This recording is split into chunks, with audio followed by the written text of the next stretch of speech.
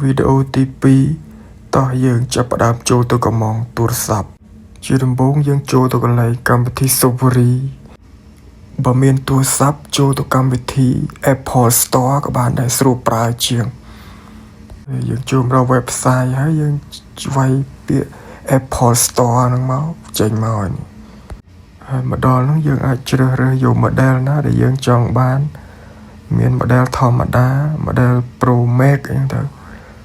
ទៅតាមទឹកលុយដែលយើងចង់បានបើយើងស្រឡាញ់ model Pro យើងចុចកន្លែង model Pro ហ្នឹងមកចេញមកនេះហើយយើងចង់ order យើងចុចកន្លែងតនិច QQ នេះជប៉ុនគេអានថាខូចញឺអីមិនដឹងទេអត់សូវចេះកាន់ជីផងមិនសូវចេះគឺអត់ចេះតែហ្មងដល់ហើយហ្នឹងក៏យើងជ្រើសរើសប្រភេទ Pro ធម្មតាឬក៏ Pro Max អីហ្នឹងដោយសារតែខ្ញុំត្រូវការយក Pro Max ហើយយើងចុច Pro Max ហ្នឹងមកហើយយើង scroll មកក្រោមទៀតមកដើម្បីជ្រើសរើសយកពណ៌ស្រឡាញ់ពណ៌អីមាន3ពណ៌ហ្នឹងបងប្អូនណាស្រឡាញ់ពណ៌ណាយកពណ៌ហ្នឹងទៅស្អាតម្យ៉ាងម្នាក់ទេពណ៌នេះពណ៌ទឹកក្រូចនេះល្បីជាងគេនេះពណ៌នេះពណ៌ blueberry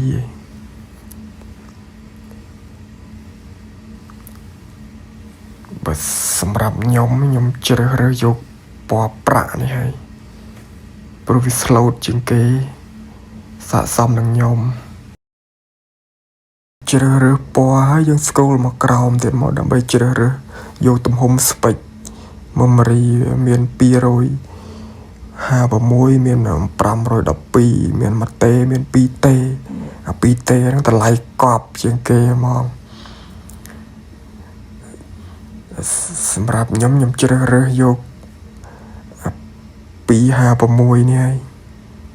ព្រោះតម្លៃវារឿងទាបជាងគេប៉ុណ្ណឹងមុំប្រើបានហើយ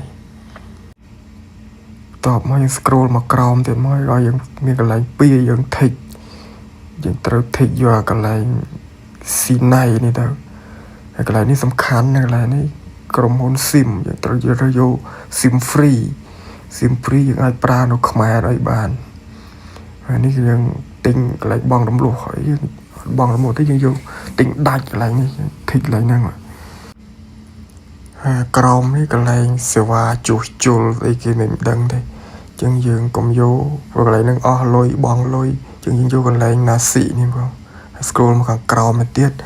យកកន្លែងបាក់គឺកន្លែងសញ្ញា QQ នេះមកដើម្បីដាក់អាសយដ្ឋានដាក់ឲ្យយើងចូលក្នុងហ្នឹងហើយមកដល់កន្លែងនេះទៀតយើងជ្រើសរើសថ្ងៃទីម៉ោងដែលក្រុមហ៊ុនដឹកជញ្ជូនមកឲ្យយើងជ្រើសរើសម៉ោងថ្ងៃទីម៉ានអញ្ចឹងយើងជ្រើសរើសថ្ងៃទីហើយនិងម៉ោងដើម្បីឲ្យក្រុមហ៊ុនដឹកជញ្ជូនមកឲ្យយើងហើយយើងចុចសញ្ញា Q ហ្នឹងមកទៀតមកហើយយើងដាក់ឈ្មោះដាក់អាសយដ្ឋានដាក់លេខទូរស័ព្ទយើងឲ្យត្រឹមត្រូវមកដោយសារតែពីមុនមកខ្ញុំធ្លាប់កំងបាក់ម្ដងអញ្ចឹងដូចសឹងវាលោតជាប់អាសយដ្ឋាននៅក្នុងនោះស្រាប់តែយើងអត់តាន់មានទេយើងអាចបំពេញតាមហ្នឹងមកដាក់ឈ្មោះដាក់លេខទូរស័ព្ទ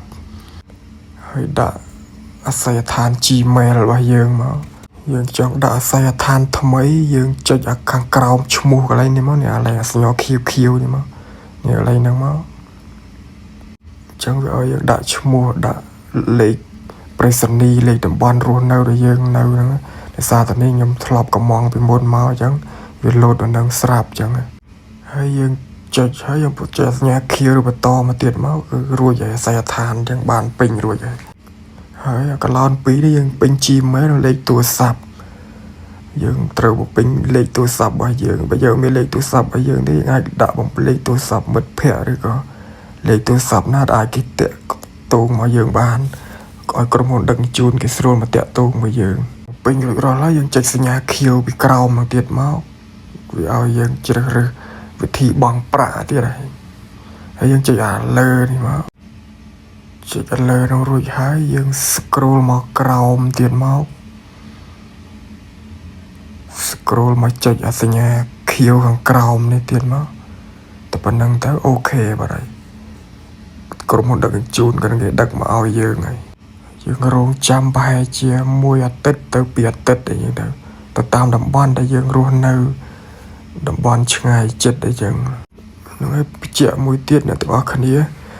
យើងមុននឹងយើងដាក់កំងដាច់ខាតយើងត្រូវតែតម្លើង version ថ្មីយើងអាចប្រើ version ចាស់ដែលផុតសុពលភាពបានទេបើមិនចឹងយើងអាចកំងបានទេនៅជាប់គាំងលុយនៅហ្នឹងហើយមិនថាកុំព្យូទ័រឬក៏ទូរស័ព្ទទេហើយឥឡូវយើងបានដាក់កំងរួចហើយនេះយើងមកចុចមើលកន្លែងដែលយើងកំងកន្លែង order របស់យើងនេះទូរស័ព្ទទំកំងនេះយើងចុចមើលទៅចង់ដឹងក្រុមហ៊ុនគេដាក់ដឹកជញ្ជូនយើងចង់តាមដានអីវ៉ាន់យើងគេដឹកដល់ណាអីយើងចុចឆែកមើលកន្លែងហ្នឹងបាន